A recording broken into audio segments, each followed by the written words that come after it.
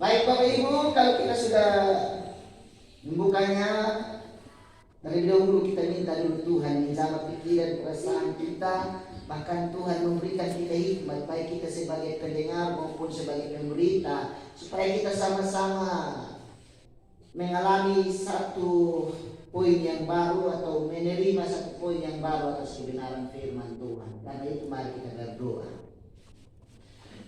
Tuhan, kami sudah membuka Alkitab kami dan kami sudah menemukan pasal perenungan kami yang merupakan sabda. Namun kami Tuhan tidak memiliki hikmat yang cukup untuk kami merenungkannya, juga tidak memiliki kekuatan yang cukup untuk melakukannya. Pikiran dan perasaan kami sering dirampas oleh kerajaan dunia sepanjang kami mendengarkan sabda. Bahkan sepanjang pemberitaan sering kali kami tidak nyaman dan kami merasa firman itu tidak semuanya kami terima. Untuk itu dapat kami meminta kepada-Mu, kuat dan teguhkan kami, kuasai kami semua.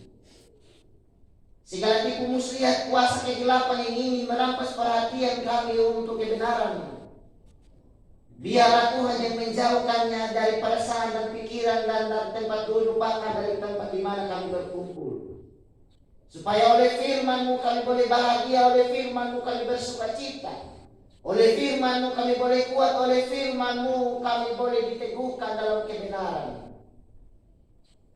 Dan di dalam Kristus Yesus saja yang telah menjadi firman yang hidup, kami berdoa kepada-Mu Bapa kami yang di dalam kerajaan sorga. Amin.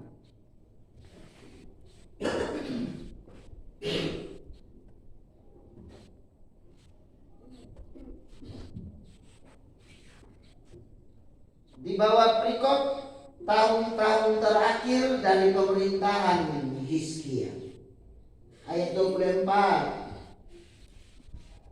Pada hari-hari itu Hizkia jatuh sakit sehingga hampir mati. Ia berdoa kepada Tuhan dan Tuhan berfirman kepadanya dan memberikan suatu tanda ajaib. Ayat 25. Tetapi Hizkia tidak menerima kasih, tidak berterima kasih atas kebaikan yang ditunjukkan kepadanya, karena ia menjadi angkuh sehingga ia dan Yehuda dan Yerusalem ditimpa murka. Ayat terakhir 26. Tetapi ia sadar akan keangkuhannya itu dan merendahkan diri bersama-sama dengan penduduk Yerusalem, sehingga murka Tuhan tidak menimpa mereka pada zaman Hizkia. Demikian kekasih Tuhan, kebenaran Allah yang boleh kita dengar bersama. Semoga kita berbahagia dalam kekuatan Tuhan, kita boleh menikuninya, melakukannya dalam kehidupan kita. Sebab hati kita yang menerima firman itu diibaratkan sebagai tanah yang subur. Firman itu akan jatuh sebagai benih, ia akan tumbuh sehat, memperoleh buah berlipat kali ganda dalam kehendak Tuhan. Tetapi bagi setiap orang yang menutup telinga, menutup hati bagi firman Allah, maka firman itu akan jatuh. Firman itu seperti benih yang jatuh di semak belukar, di tanah berbatuan, bahkan di pinggir-pinggir jalan, tidak akan berbuah. Tetapi kita bukanlah kelompok yang menutup telinga dan hati. Amin, Bapak Ibu. Amin. Amin. Kita mau menjadi pelaku-pelaku firman itu. Karena itu hari ini kita akan dipandu atau dipimpin dengan satu tema kecil, yaitu jangan sombong. Sekali lagi tema kita hari ini, jangan sombong. Ada banyak orang saudara-saudara ketika ia sudah memperoleh satu pekerjaan yang layak, dia mulai pasang dada. Bahkan sebelum mendapat pekerjaan, suami istri masih rajin sekali, aktif, Setiap jam 4 pagi, istri kasih bangun suami, papa, bangun kita berdoa. Tetapi ketika Tuhan sudah memberikan berkat, contoh sudah dapat anak, itu yang tidur bangun jam 4, itu lebih pindah sampai jam 7, jam 6. Itu yang yang selalu aktif berdoa itu tidak ada. Paling-paling mama bangun duluan, kasih geser ini pandang panjang di papa, dia hilang ke dapur. Tidak ada yang bantu. Itu kelakuan orang yang lupa diri, orang angkuh dan sombong. Dan saudara yang dikasihi Tuhan Yesus Kristus, dalam ayat pembacaan kita hari ini juga merupakan bagian kehidupan yang pernah dialami oleh Raja Hizkia. Dari pasal 29 sampai pada pasal yang ke-24 adalah satu bagian yang tidak terpisahkan yang menjelaskan tentang siapa Hizkia. Sejarah mencatat bahwa Hizkia adalah orang yang taat, orang benar, orang saleh. Saudara mau ayat, mundur ke pasal 29 di sana, ayat 2. Pasal 29 ayat 2. Ia melakukan apa yang benar di mata Tuhan, tetap seperti yang dilakukan Daud, bapa leluhur. Tetap benar. Mau tambah lagi ayat? Maju lagi ayat 31.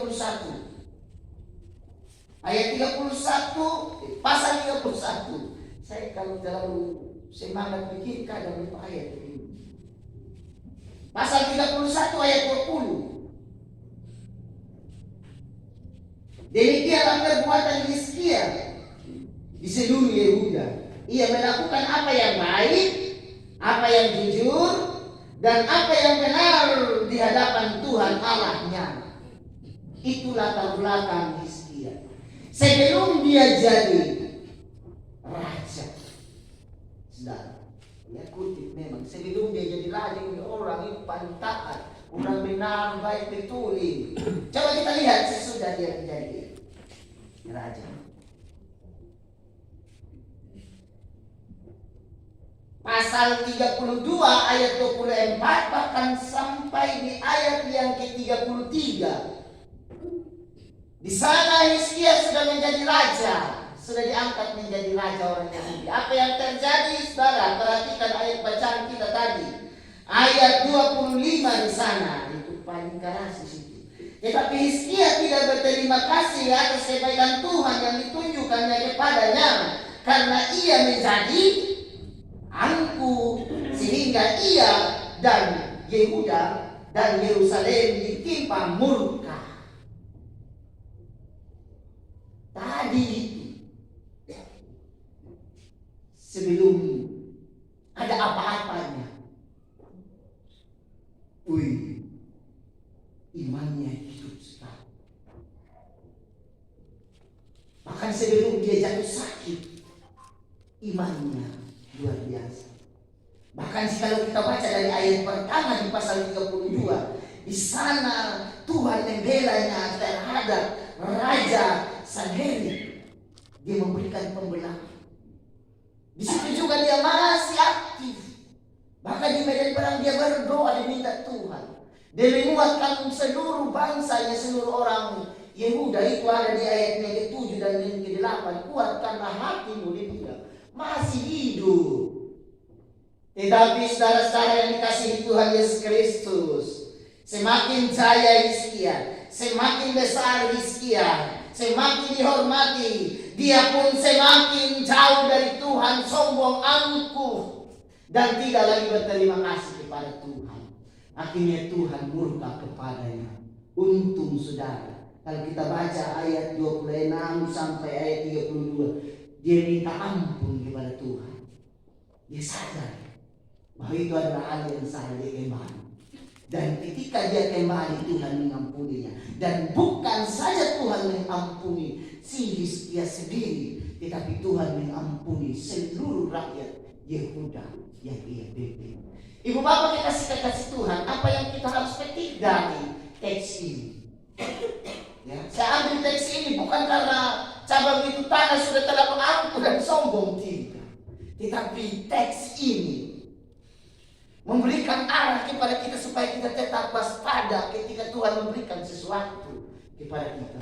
Dia bilang ini efikasi, dia datang khotbah di sini, dia bawa dengan tema yang tidak jelas.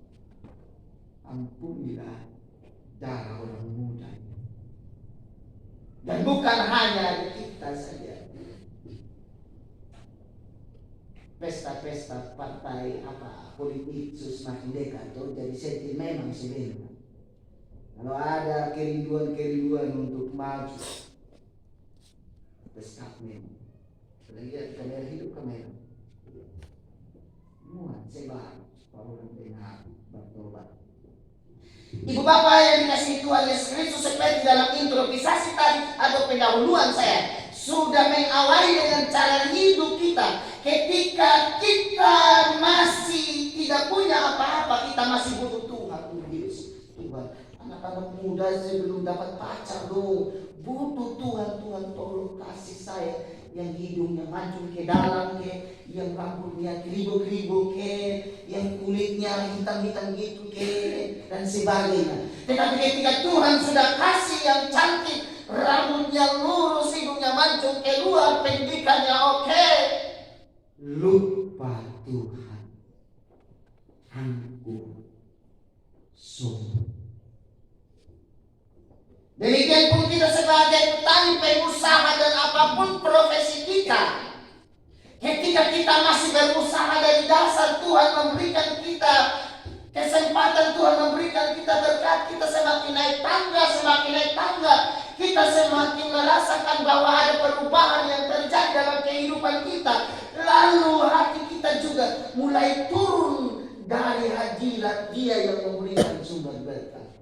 Amin.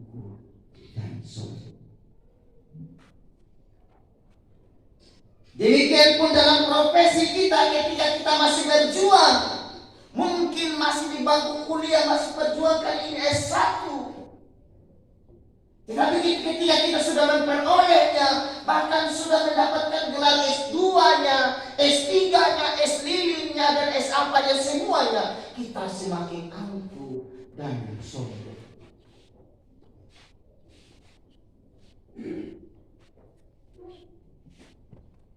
Terutama yang saya mau bilang, ada banyak orang-orang teologi, kalau sudah lulus S1 teologi, jalannya pasang taruh. Mereka sudah S2. Memang tidak semua, tapi ada orang yang berperilaku demikian. Dia terjun di dunia pelayanan, dia ketemu dengan Bapak Majelis, jual seolah-olah dia yang hebat. Bapak Majelis omong, kau mau gitu.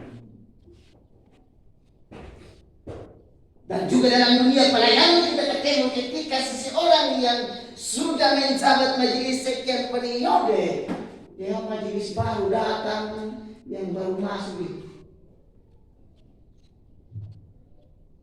Sadiri kita paling.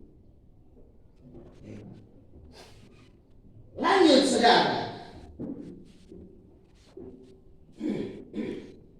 Juga dalam kehidupan kita sebagai warga jemaat ini paling kacau dan paling susah diatur. Ketika kita baru bertobat menerima Yesus sebagai Tuhan dan Juru Selamat, itu penyembahan hampir setiap hari. Lapar pun bisa tahan sampai 10 hari. Penyembahan saja kuring. Tetapi semakin lama menjadi pengikut Yesus, semakin turun pula penyembahan itu. 1-2 bulan terima Yesus, 1-2 minggu itu kursi depan. Minggu ketiga mundur di kursi ketiga, barisan ketiga. Minggu keempat kursi paling belakang. Minggu kelima dihina. Itu adalah gaya-gaya yang tidak sopan terhadap Dia yang memberikan segala hal dalam hidup kita. Berikut saudara yang paling terakhir, pengalaman kehidupan kita sebagai rakyat biasa. Kita melihat bahwa Ketika pesta demokrasi sudah semakin dekat, ini calon-calon dong keliling dan masuk ke luar kampung. Klakson itu seperti sirene ambulans yang bawa 3 mayat. Dia klakson dari ujung kampung sampai ujung kampung. Itu kaca samping itu seolah-olah tidak bisa kasih naik lagi. Burung terus. Nah, keluarga masuk di kampung samping ini masih keluarga di sini. Masuk di kampung sebelah ini masih keluarga di sini. Tunggu nanti. Waktu selesai Tuhan berikan dia kesempatan untuk ada di kursi itu di atas itu. Dia lewat dan di kampung sebelah itu klakson sudah dicopot. Dia tidak akan klakson lagi dari ujung kampung sampai ujung kampung. Itu kaca mobil tadi yang turun terus itu dia sudah angkat sampai rapat-rapat. Ketemu orang di jalan sama seperti dia ketemu anak domba. Mira, Tuhan. Ini kayak kehidupan yang angkuh dan sombong yang Tuhan tidak kehendaki. Oleh karena itu kekasih Tuhan siapapun kita, termasuk pribadi saya sendiri, saya tidak silih dengan diri saya sendiri. Firman Tuhan itu menegur kita semua. Jangan karena kita jadi pemerintah berdiri sendiri di depan kita berusaha untuk silih kita punya karakter buruk. Bisa.